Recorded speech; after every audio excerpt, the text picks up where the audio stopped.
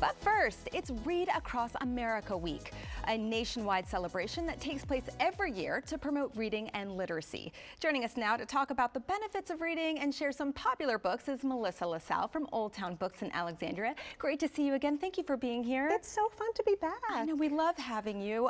Books are great. Tell us about Read Across America. Well, Read Across America is an annual initiative by the National Education Association that is designed to inspire kids to read more. Awesome, because I love to hear about kids reading more because kids have so many options today of entertainment. So what are you seeing with youth today, kids and reading? Well, so you nailed it. Yeah. We are seeing a decline in kids choosing reading for fun. Yeah. And part of that is owing to busy schedules, part of that is owing to screens. It's less of an issue of reading ability and more of stamina. So getting into sticking with and finishing, especially text-heavy stories, are challenging for these kids. Yeah, that's true. Especially, you know, they're used to quick clips. So just sitting down to slow down and read a whole thing, like you said, is not really what they're used to or what they want to do. Yeah, the muscle's not being developed at the rate that it used to be. Yeah, so how do you encourage kids, how do grandparents and parents, how can we encourage kids today to read more? So the first thing you can do is really support readers' choice. So we know that if kids are allowed to choose their own reading material and they're supported for what they're choosing, they are much more likely to stick with reading.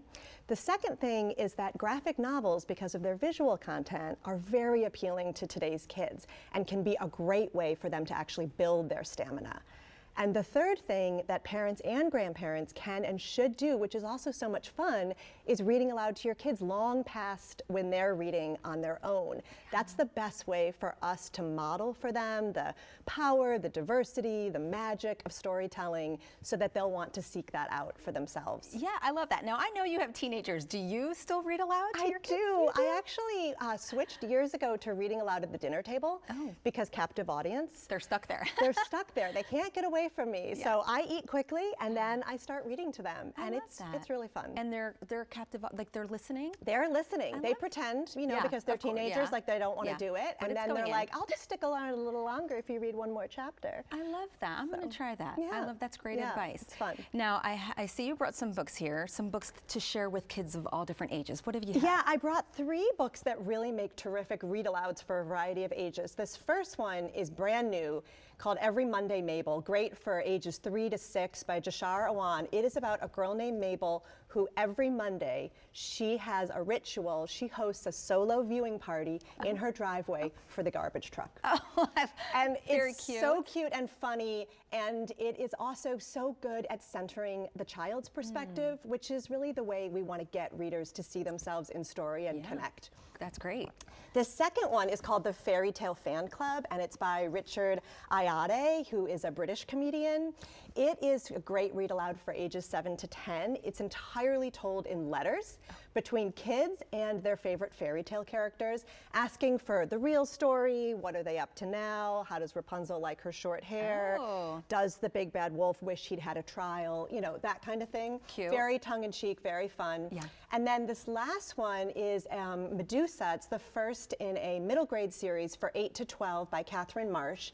And it is about, it's capitalizing on this rising interest that kids have in mythology these days. And it's about these kids who are descended not from Greek gods, but from Greek monsters. And they go to a secret school in Venice, Italy to find out about these powers. Yeah, very interesting. These are great choices. Thank you so much for bringing these. Thank you for encouraging us to read aloud more to kids. That's a great way to kind of get them back to books. It maybe, really just is, and it's fun for us too. And it is, and we get to bond with our kids or our grandkids through doing that. Really quick, I want you to mention you opened a second bookstore, Old Town Books, right? Yeah, so I'm the children's book buyer and event planner for Old Town Books, and last September we actually opened up a standalone children's space adjoining to our original store. Excellent. It's gorgeous. It has a giant tree you can sit underneath and read. We have story times on Saturday mornings, lots of author events. Wonderful. Thank you so much. I hope people check that out. For more great book recommendations, visit whattoreadyourkids.com or visit Old Town Books in Alexandria.